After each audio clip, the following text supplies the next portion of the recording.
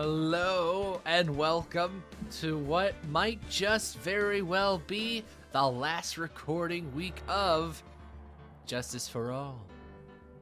Isn't that exciting? It's been a hell of a long time. I think this was first started way back in January or February, probably February. We've come a long way since then. We've experienced many trials and tribulations. Well, I guess that's the third game, but you know what I mean. Shoot, I basically aged like a year. Some odd 8 months, or even 8 months, since we first started doing this Let's Play. So let's get right into it and let's finish strong. Hell yeah! Woo! Alright, so last time we left off, we were trying to stall the trial out by basically almost being a prosecutor in a way. We're trying to prosecute Adrian Andrews in the place of Matt Onguard, knowing, all full and well, that Matt Onguard is in fact the one to have carried out the hit order against Juan Corrida. So, yeah, a bit of an interesting dynamic for us. A bit of an interesting dynamic for Phoenix to have to overcome. Nonetheless, let's get right in. Court will now reconvene. I assume both sides are ready. Yes, Your Honor. Yes, Your Honor. I can understand the defense acting like this. However, why do you also seem distraught, Mr. Edgeworth? It's nothing, Your Honor. What's wrong with Edgeworth? It looks like something unexpected just happened to him. Now then, Mr. Edgeworth, if you could please tell the court the results of the handwriting analysis on Miss Impa's suicide note.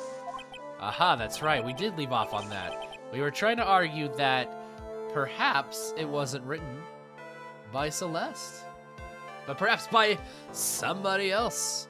Who that somebody else might be, I guess we'll find out, if it turns out. But by the way that Edgeworth was sweating, I would almost guarantee that maybe we're onto something on accident. Need I remind us that this whole thing is just because Phoenix is trying to stall? I don't know if he had an inkling, a suspicion that the suicide note could be a forgery, but nonetheless, yes, Your Honor, unfortunately, we have discovered that this suicide note is a forgery. Oh my god. What? What do you mean, Mr. Edgeworth? This note was not written by Miss Impa herself. It is a fake.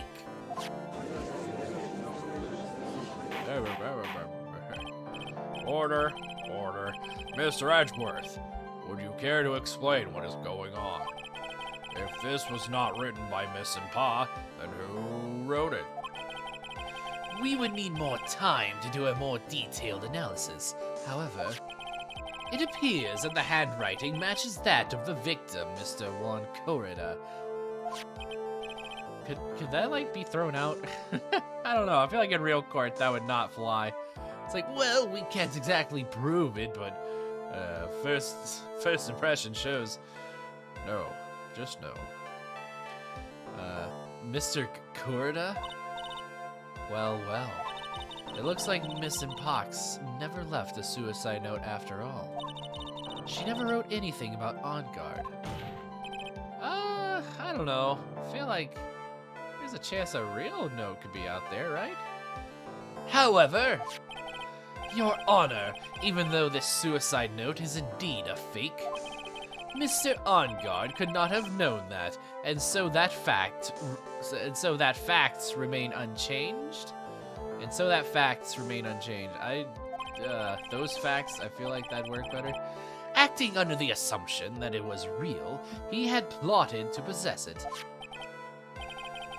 That does sound very plausible. This theory that Ed OnGuard had no idea that the suicide note was fake.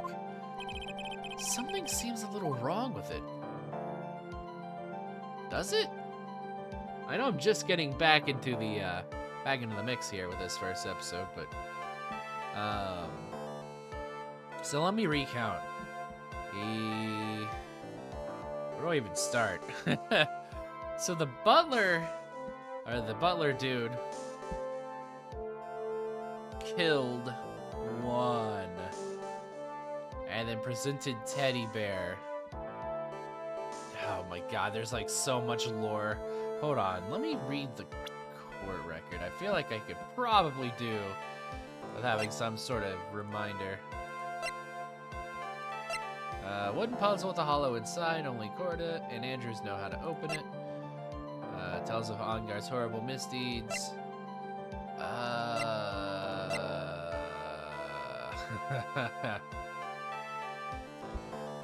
Well...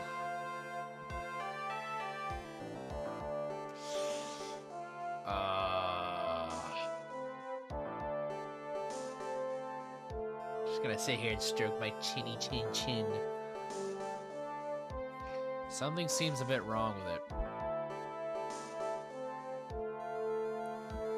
So we know... Alright, let me just recreate the crime scene.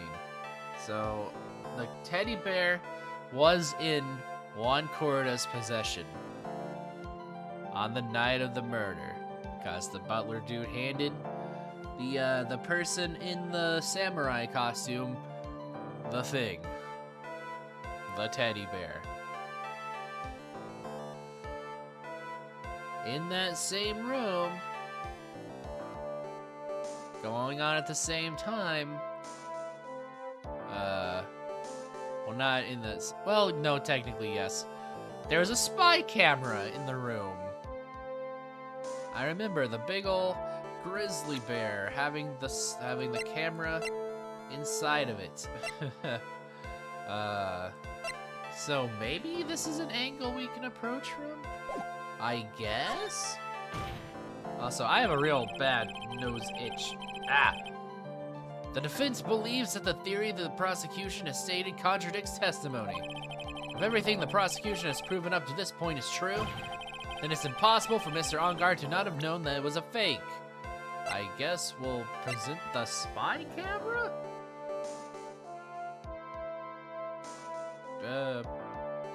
Man, I wish I had saved.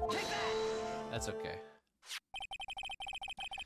What is this little item called again? Well, looks like we triggered the next sequence, so that's good for us. A video camera, Your Honor? Well, a very small one, but... Oh, that's right. This is what those kids are doing nowadays. Oh, there it is. You kids and your fancy TikTok. Nowadays, I'm gonna make a TikTok. I'm gonna talk all about toys. Mr. Edgeworth, earlier, you claimed that Mr. OnGuard knew of the existence of this note because he was spying on the victim. Isn't that right? Ugh. If that were true, then this means Mr. OnGuard would have known that the victim had forged the note. Ah, that's the angle. Okay. No, that makes sense.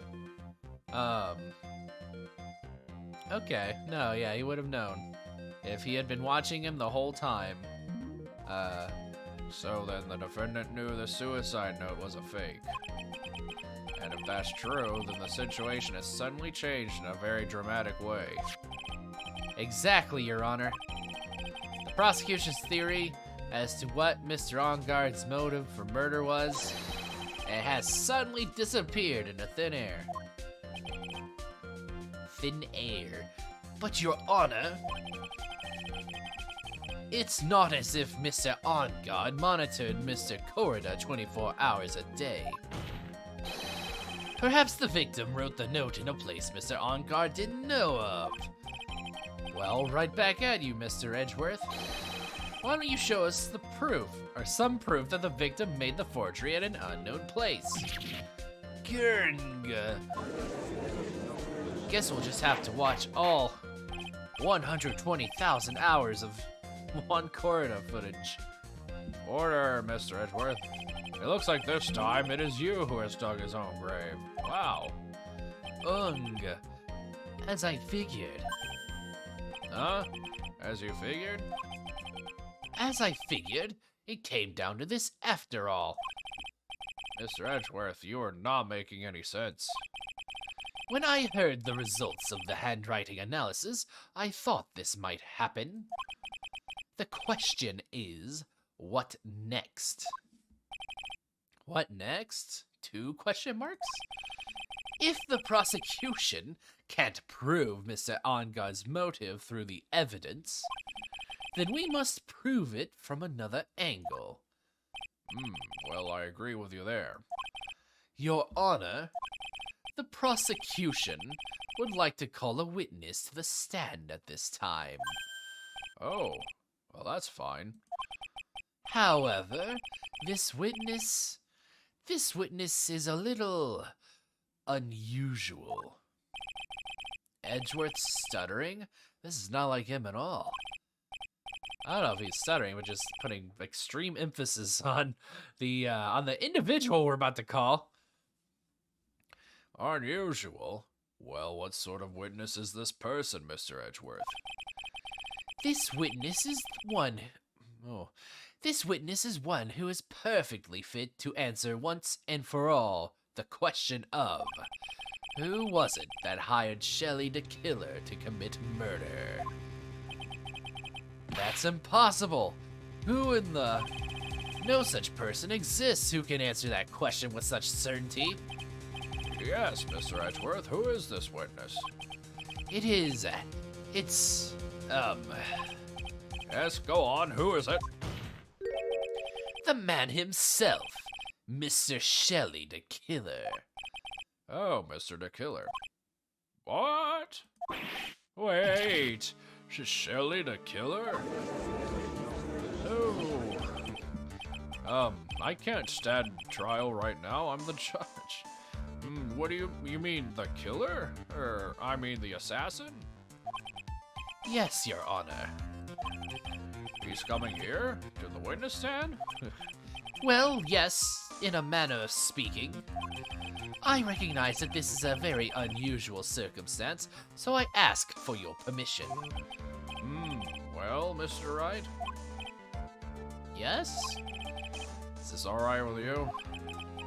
Do I have a choice here? I can't really do much else to drag this trial out. The defense has no objections, Your Honor. I wonder if it really is alright to do this? Yes, because I have slammed the desk. Very well then, the prosecution calls its witness to the stand. Edgeworth, is there no other way left to us? Now then, witness. Your name and your occupation, please. Oh, oh my god, wait, that is a large walkie-talkie. Very good, sir. My name is Shelley the Killer, and I'm a professional assassin. I say. What is going on here? Why is that machine talking? Your Honor. How can you remain so calm? And what is the meaning of this two-way radio? Oh, I guess he knew what that was.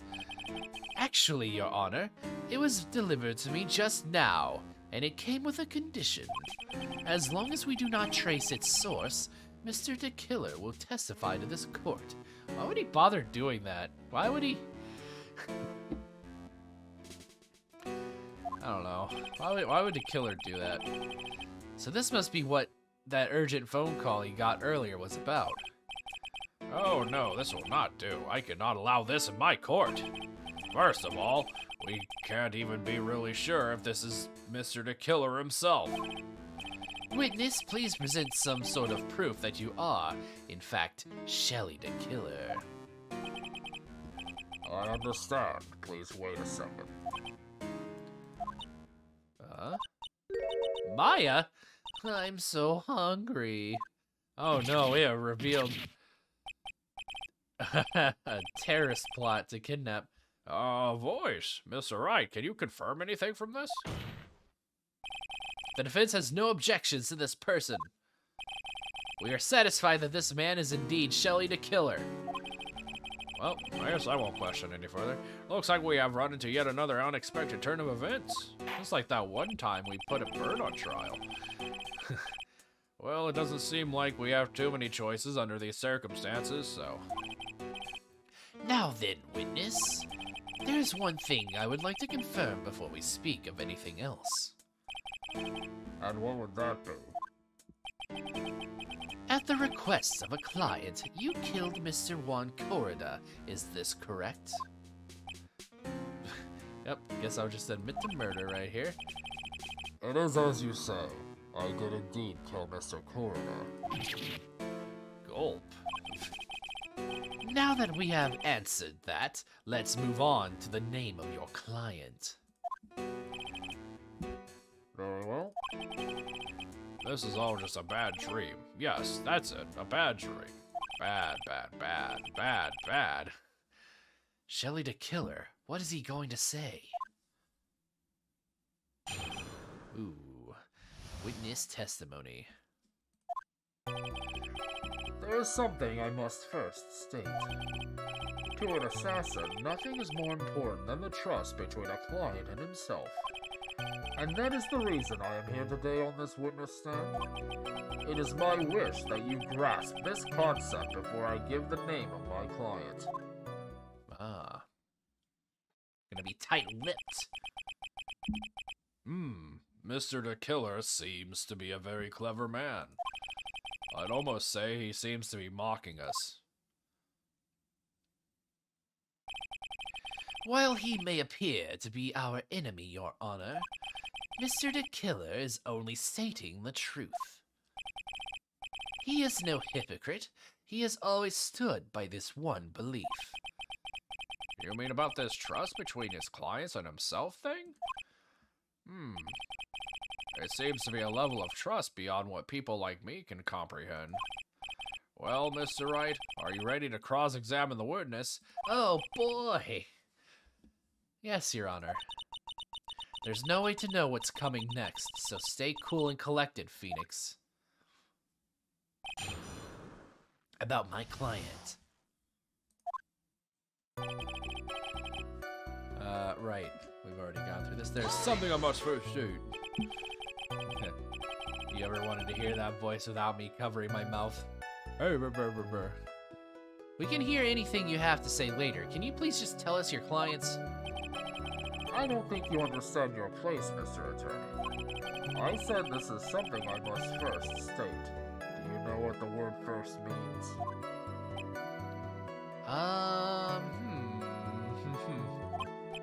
Sorry, I don't. Well, it appears this is one witness you can't badger, Mr. Wright. It's only because you don't know about Maya's situation. I mean, it's very close to, like, coming out the truth about Maya's kidnapping. To an assassin, no, there's no crime, Trust between you and your client. I provide my services in a fast and efficient manner. In exchange, I trust that my clients are discreet about me and my identity. If too many people knew my face, it would be quite troublesome. And that is why you're testifying in this manner. This is the first time one of my clients has ever been accused of murder. I must preserve the killer name so my clients can trust me. But couldn't someone stab you in the back and break your trust? It has never happened before, but if it did, I would stab them first, I guess? That person wouldn't be my client for very long. They would certainly... That's enough. Please, no more. Jeez, what's up with you, Judge? Very well. It was only a hypothetical anyway. That's the reason I'm on here. That seems a little strange to me. I mean, you're about to tell us the name of your client. I would think that this would be very bad for them. It doesn't matter to me. This client has already broken the rules and acted outside of their prescribed role. Their role? This person tried to implicate another in the crime in order to save themselves. And this is a trespass that cannot be forgiven. There's like a weird amount of honor to it. You, who gave you the right to be so high and mighty? To the gentleman who spoke just now, excuse me, but would you care to die? Oh my god, it's Maki Harukawa from Danganronpa 3, V3. Oh, no, I didn't say anything. The judge had better watch himself. It's my wish that you progress this concept and before I give the name of my client. We understand, so please tell us the name of your client. I'm afraid I cannot do that. I will not be stating the name of my client anymore. I've changed my mind. I still have a few more things to say before I do. Arg, that egomaniacal. It's not good for your health to be so aggravated. You won't live very long if you let everything bother you. Somehow, that coming from an assassin makes it less comforting. I don't really care about all this extra fluff. Just tell us the name already. Patience, try to calm down a little. It's important to try and understand his mindset. He seems very steadfast and closed, so you're going to have to work to get him to talk. I'm not his therapist, you know. Alright, well, after that first loop, it is exactly on time. Well, a little over time, just a little bit. But next time on Hooky Hour, we'll be getting more out of this The Killer. It'll be a killer show, I guess? Is that how I transition things? Nonetheless, thank you all for watching. I'll see you next time. Bye!